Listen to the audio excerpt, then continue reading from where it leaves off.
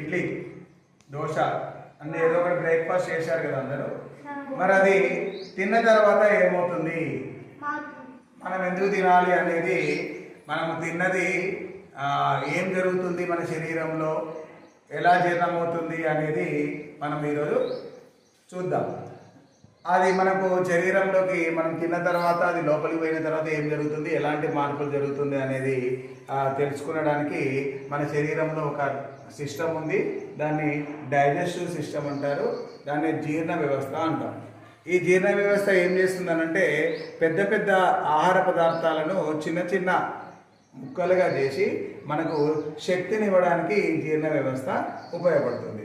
ఆ జీర్ణ వ్యవస్థ మన శరీరంలో ఎలా ఉంది అనేది మనకు ఎవరము చూడము, కానీ లోపలున్న భాగాలు మనం చూడాలి అని అంటే నేను ఒక టీఎల్ఎన్ చూపెడతాను, దీన్ని చూడండి ఒకసారి. ఇది జీర్ణ వ్యవస్థ, డైజెస్టివ్ సిస్టమ్ యొక్క మోడల్. ఈ డైజెస్టివ్ సిస్టంలో మనకు కొన్ని భాగాలు ఉంటాయి, కొన్ని పార్ట్స్ ఉంటాయి. మౌత్, ఫారింక్స్,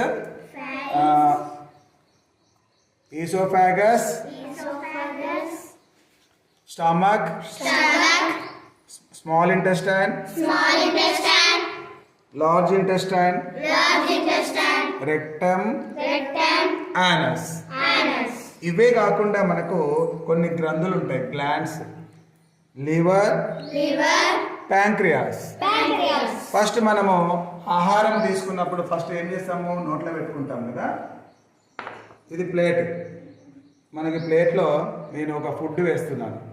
ఫుడ్ వేసిన తర్వాత ఏమవుతుంది, అది నేరుగా మనకు నోట్లోకి వెళ్ళిపోతుంది. ఓకే, నోట్లోకి వెళుతుంది. నోట్లో ఏమవుతుంది, దంతాలతోటి నమిలిన తర్వాత మింగుతాం, దాన్ని స్వాలింగ్ అంటాం. ఆ స్వాలింగ్ తర్వాత అది ఏం చేస్తుంది, గొంతులోకి వెళ్ళి అక్కడి నుండి ఆహార నాళం నుండి అంటే ఈసోఫాగస్ నుండి జీర్ణాశయంలోనికి వెళ్తుంది, స్టమక్లోకి వెళ్తుంది. ఈ స్టమక్లోకి వెళ్ళిన తర్వాత స్టమక్ ఏం చేస్తుంది తెలుసా, దీంట్లో కొన్ని యాసిడ్స్ ఉత్పత్తి అవుతాయి. యాసిడ్స్ తోటి ఆ ఫుడ్ని మెత్తగా చేసేస్తుంది. మెత్తగా చేసిన తర్వాత ఆ ఫుడ్ని ఎక్కడికి పంపిస్తుంది, స్మాల్ ఇంటెస్టైన్కి పంపిస్తుంది. స్మాల్ ఇంటెస్టైన్కి పంపిస్తుంది. ఈ స్మాల్ ఇంటెస్టైన్లోనికి ఈ లివర్, ప్యాంక్రియాస్ ఉంది కదా, ఈ లివర్ ఏం చేస్తుంది, లివర్ జ్యూస్ తర్వాత ఇక్కడ క్లోమరసము రెండు కూడా ఈ స్మాల్ ఇంటెస్టైన్లోనికి పంపిస్తుంది. ఈ స్మాల్ ఇంటెస్టైన్ నుండి ఎక్కడికి వెళ్తుంది అని అంటే ఇది లార్జ్ ఇంటెస్టైన్లోనికి వెళ్తుంది. ఈ లార్జ్ ఇంటెస్టైన్ నుండి చూడండి, ఇక్కడ లార్జ్ ఇంటెస్టైన్ చూడండి పింక్ కలర్ది, అక్కడ నుండి రెక్టమ్కి వెళ్ళిపోయి ఆ నుండి యానస్ ద్వారా బయటకు వెళ్ళడం జరుగుతుంది. ఇక్కడ చూడండి, ఇక్కడ ఇక్కడ ఇక్కడ ఇక్కడ చూడండి, స్మాల్ ఇంటెస్టైన్కి వచ్చినప్పుడు ఏమవుతుందంటే ఫుడ్లో ఉన్నటువంటి బలమైన పోషకాలన్నీ కూడా అబ్జార్బ్స్ అవుతాయి. అబ్జార్బ్స్ అయిన తర్వాత మిగిలినటువంటి ఆహార పదార్థాలు అంటే అబ్జార్బ్స్ కానిటువంటి ఆహార పదార్థాలన్నీ కూడా లార్జ్ ఇంటెస్టైన్కి వస్తుంది.